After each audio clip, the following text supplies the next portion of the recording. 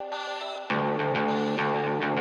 want you to be better informed when you start talking and these people start talking and these pundits and these talking heads, when they start, and I get it. I get where they're going and why they're going there. But when they start going there and saying that Canelo's the greatest Mexican fighter of all time, I want you to understand something you might not be aware of. Maybe. Of the great, great, great depth of history in the Mexican world, in Mexico, of great fighters, and how deep that history is. I want you to understand how many great fighters are part of the Mexican heritage of great warriors, great fighters. I want you to really, truly understand that when you're talking about that. Now, listen, I get it that in today's day and age with social media and everything else, the attention that Canelo gets with the fan base, the great, great, great Mexican fan base, with the promotion he's had. He started when he was 16 years old. The big fights, the mega fights, the money that he's earned, the attention and the glory attached to some of these mega fights.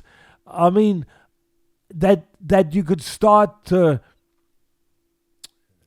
not be brainwashed, but just start to be overwhelmed with like, and forget that anyone else exists other than Canelo. That unless you're one of these guys that really know the history of the sport, and in this case attached to the Mexican heritage of the sport and history, of the sport, you might start to believe that Canelo right now is the greatest Mexican fighter that ever walked on the planet. And I'm saying again, I'm going to say it again, I hate to have to qualify this all the time and like I'm protecting myself, but I just want people to understand.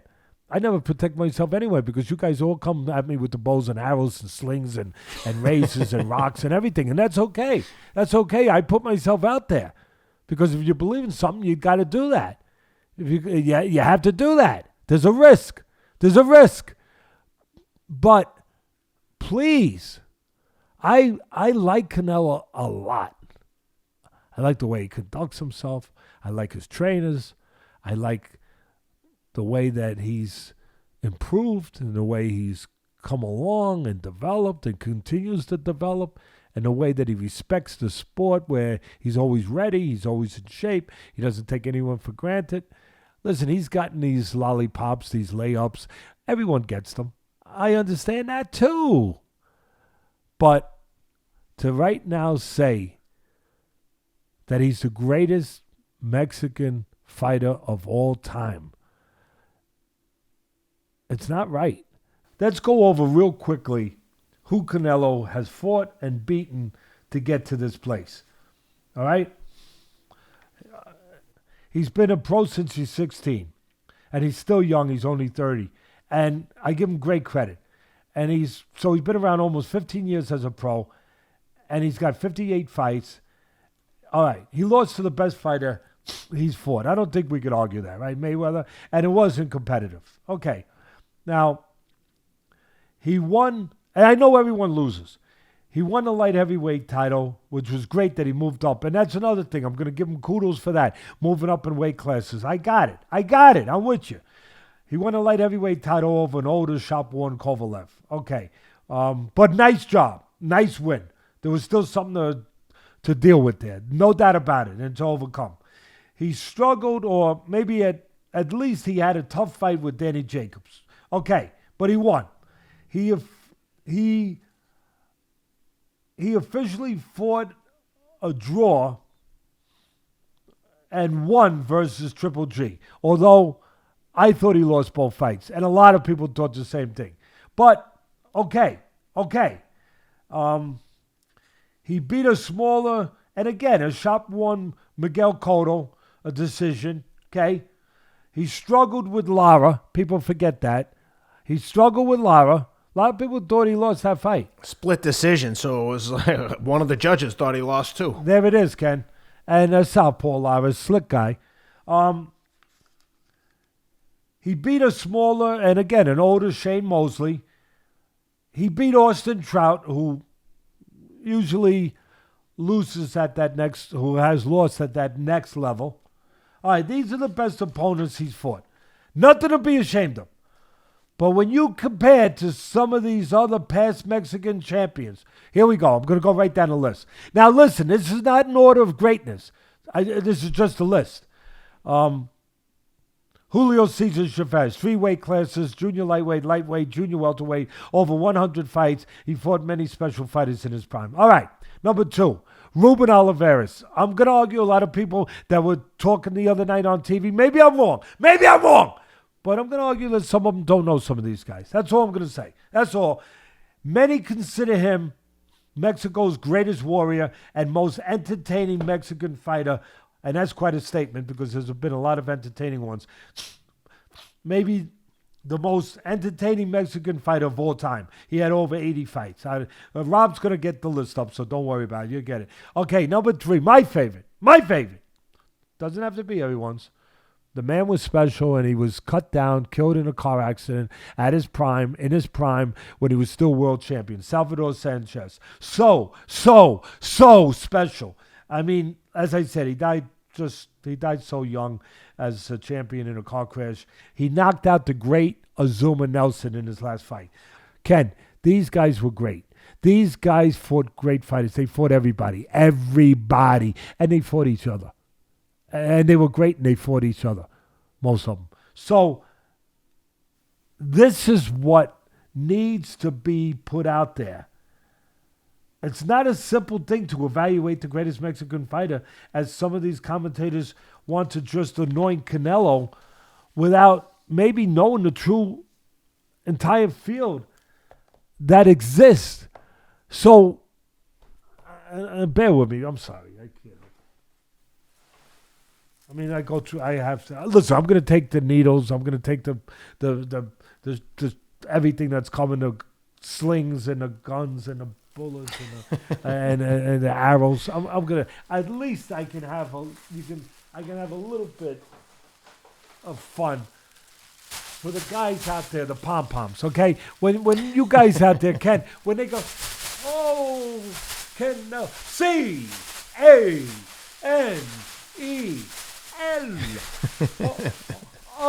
Canelo.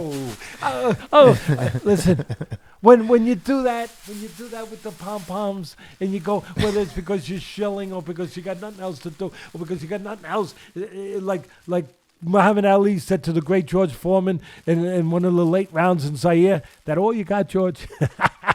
That was a great one. That all you got? And George said, George is the greatest. He is. And George said, yep, that's about it. That's about it. So that's all you got, the pom-poms and all that. Is that all you got, the pom-poms? Damn it. You got to have more. If you're going to say something and I'm going to watch, yeah, you better have more than just the pom-poms. Because Canelo is great. I'm not attacking that. I'm not disputing that. And maybe I'll finish with this. Ken, he's going to fight. Everyone in the pom-pom's going to come out again, a different color. I'm going to change the color up. The next one I have red and some gold. I'm going to order them, have my daughter order those. And they're going to come out when he goes and he fights Billy Joe Saunders and he beats him. He'll beat him. And everyone says, oh, and the same thing. Then he'll probably fight Khalib Plant. Good guys. I'm not knocking him. He'll unify the super middleweights, right? Plant has the IBF. Canelo's got WBC and WBA. Saunders got WBO, and like you said, Plant's got the IBF, right? So he'll unify that, and and then the pom-poms will come out again. That's okay. Different color though. Mix it up. But I don't think either one really presents. I think what it presents, Ken, is a chance to say, hey, obviously he beat someone more legitimate. There was an upgrade. The guy's got titles. The guy's got undefeated records. I think that it just gets them to, it's like bringing the car out and polishing the car up, and then you could sell it for a little more. It might be just a slight upgrade of the car. Well, I'm not comparing them to Yildirim, don't get me wrong. Of course, anything would be an upgrade. These guys are real fighters. And I like them. But these guys are right in front of you where you can find them, especially to the body. For me, in a 168, the stiffest test would be Benavidez. If he really wants to, that would be the stiffest test, because Benavidez, he's the most dangerous. He's 23-0. He's the most dangerous, physically challenging of all of them. And if he wants, so if he beats him in a 168, then he really captured the 168 for me. Because, again, Benavidez, those guys might be a little technically better. I'll give it to you. They might be. But Benavidez is bigger, stronger. He's more dangerous. But, Ken, if he wants to be considered, and I'll jump right on board, I won't even need pom-poms. I won't even need them. If he wants to be considered the greatest Mexican fighter of all time, let him go up to light heavyweights, because he's already been there. He's already passed through. Let him go back, and let him beat Beterbiev and Bivol. And you know what? No, really. I'm still going to say you could argue here and there, but I won't argue so hard. I won't. And I'm not arguing against Canelo. I'm not. I'm arguing for these other guys to be remembered, that we shouldn't skip over who's out there. That's what I'm arguing for you to quell your emotions. I understand it. We're emotional people. I get it, that we're fans. The short of fans, it comes from fanatic.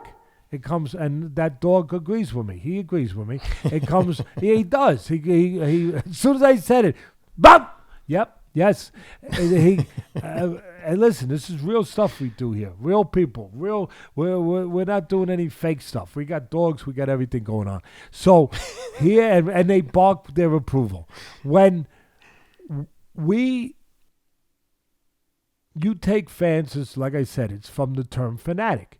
So you're allowed to be nuts. I get it. It's part of the fun. But if you're going to go and make that kind of statement on television, and it's going to spread more and more now as this train moves down the track, this Canelo train, right, Ken? As it moves down the track, it's going to take more and more momentum, more and more steam towards the greatest Mexican, because that's what they're going to sell. Because they're not selling the opponent so much, they're selling Canelo. So they're gonna bring that. All I'm saying is, take a chill pill a little bit, just a tiny bit, a little bit. Calm down, have a martini, whatever. Calm down for a moment.